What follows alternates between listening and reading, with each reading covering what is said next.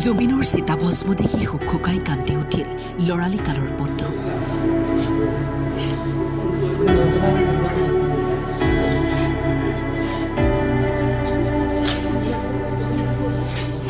অশ্ৰুসিক্ত নয়নে আয়ুতিৰ প্ৰাৰ্থনাৰে আদৰি আনিলে চিতাভস্ম।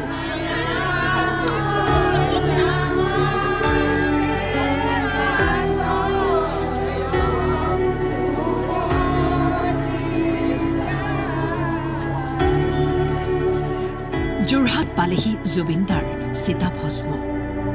13 দিন হ'ল জুবিনদা নাই, কিন্তু কোনোবাই জানো মানি ল'ব পাৰিছে এই সত্য।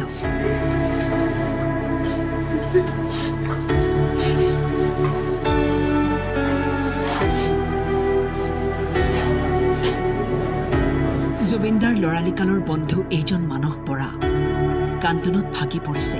কেতিয়াও কল্পনা কৰা নাছিল এই দৃশ্য এদিন আহি পৰিব।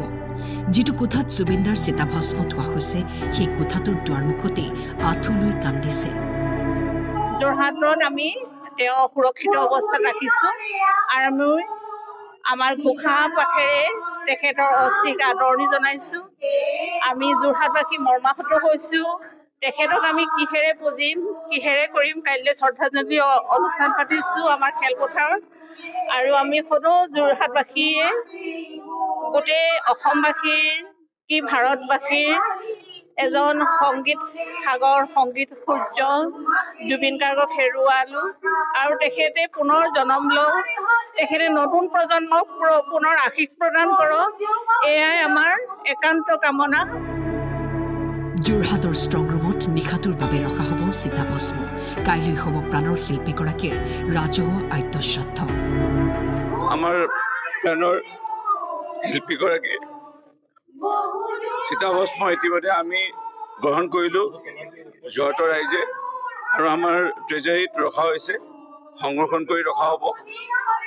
অহাকালি 1 তাৰিখ পুৱা 7 বজাত ইয়াৰ পৰা আকৌ পুনৰ জৰ্জ ষ্টেডিয়ামত আদ্যশ্ৰাদ্ধ অনুষ্ঠান য'ত আয়োজন কৰা হৈছে তাত আমি লৈ যাম ৰাইজৰ বাবে, আৰু ৰাইজে তাত শ্ৰদ্ধাঞ্জলি অনুষ্ঠানত অংশগ্ৰহণ কৰিব পাৰিব।